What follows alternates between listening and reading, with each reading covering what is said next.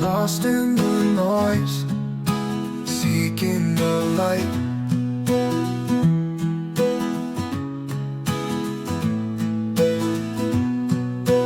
Echoes of ages, shining so bright. Welcome to ancient wisdom, stories anew.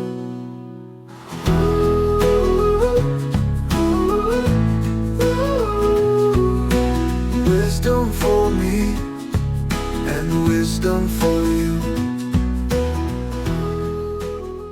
The Gift of Stillness, an ancient guide to work, rest, and true well-being.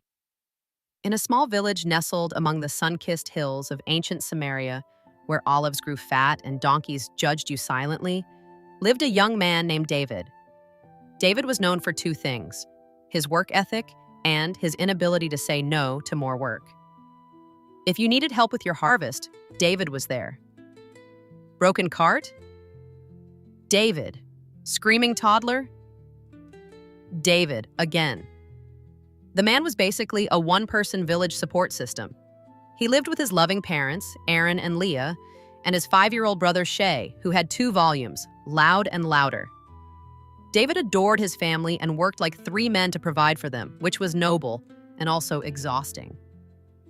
One evening, as David returned from fixing someone else's fence, again, Aaron and Leah sat him down. "David," Aaron said gently, "you're the backbone of this family. You carry so much.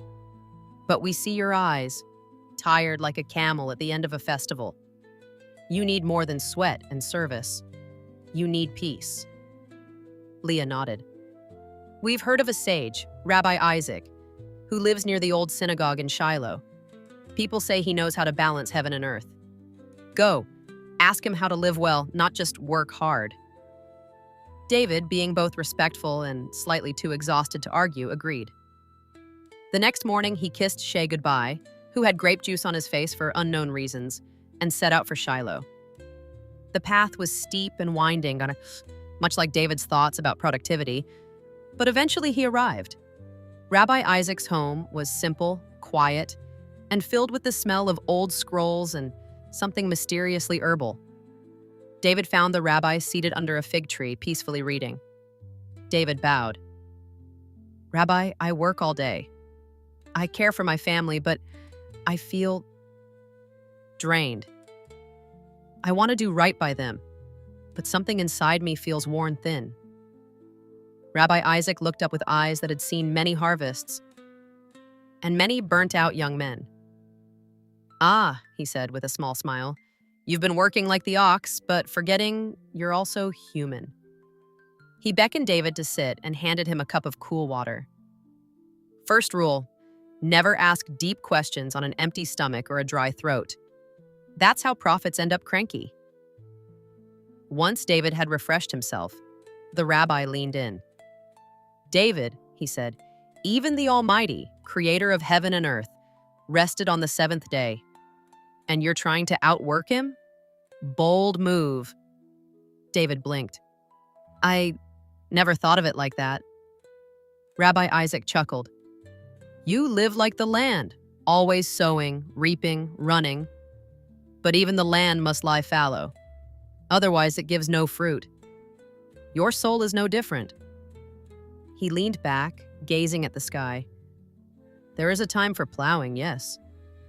But there is also a time for dancing badly with your brother, for taking naps without guilt, and for listening to birds even when they clearly don't have a musical bone in their body." David laughed, the kind of laugh that comes when someone says something true and absurd at the same time. The rabbi grew more serious, though his eyes still twinkled. "Listen closely. Let your work be wholehearted in its time, and your rest be sacred in its own. For the one who honors both will find peace not only in the harvest, but in the waiting, the silence, and even the silly moments between." David sat quietly, and for the first time in a long while, the quiet wasn't uncomfortable, it felt good. He thanked the rabbi, promised to remember his words, and made the journey home, this time not rushing. Back in his village, he returned to his duties. But not the same way. He still worked, yes. But he also began to pause. He played with Shay more, learned to bake with his mother, well, sort of, and even watched the sunrise without trying to plan 5 things at once. And come the Sabbath, David rested, truly rested, not as a reward for hard work, but as a holy gift. Funny thing, the farm still prospered, the family still thrived. But now, laughter echoed more often from their home. Joy visited not only at harvest, but on quiet mornings, goofy dinners, and the sound of Shay's giggles as he tried to catch chickens barefoot. David had learned true well-being is not in doing more, but in doing with presence and pausing with purpose. So if you, dear friend, find yourself carrying too much, remember David, the rabbi, and a piece of ancient wisdom passed down with a smile. Sometimes the most sacred thing you can do is nothing at all.